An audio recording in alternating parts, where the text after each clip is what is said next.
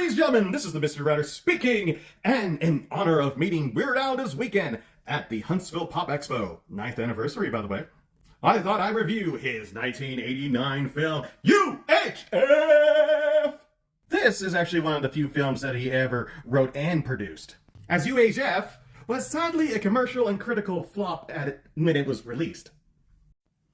But it has since become a cult classic thanks to cable and home video.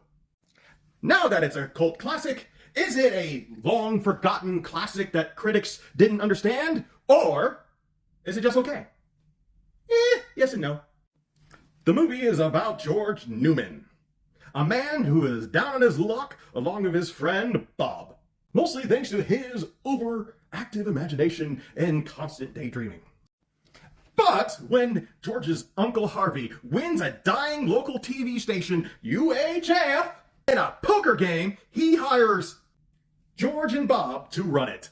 After many setbacks and shenanigans, Channel 62 UHF becomes #1 in the ratings, beating out the rating champion Channel 8, who tried to buy them out after Uncle Harvey ends up in some significant gambling debt with Big Louie. So George and the gang decide to run a telethon in order to save UHF. Thoughts? While I do love this movie, as it is funny, charming, and weird in the best possible ways, with zany characters and fun parody scenes, the movie does suffer from an identity crisis. A sort of take-and-take situation, in where the more parody-like daydream or fake commercials take away from crucial character development. But then, you have the real-life scenes taking away the best comedy of the movie from the commercials and daydream sequences. Especially the Rambo scene. That is like peak comedy. In other words, if UHF just stuck to being a straightforward parody, it would have been so much better. As such, it is a bit spotty. But I still love this movie. And I'm going to have Weird Al sign my copy of the DVD.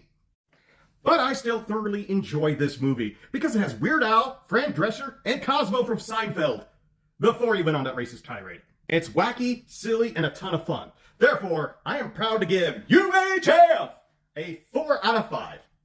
It's average, but a really fun, charming film. Now, if you may excuse me, I have a potential sequel to propose to Mr. Yankovic. You know that he'll probably never actually read it, right? Shut up, at least I tried!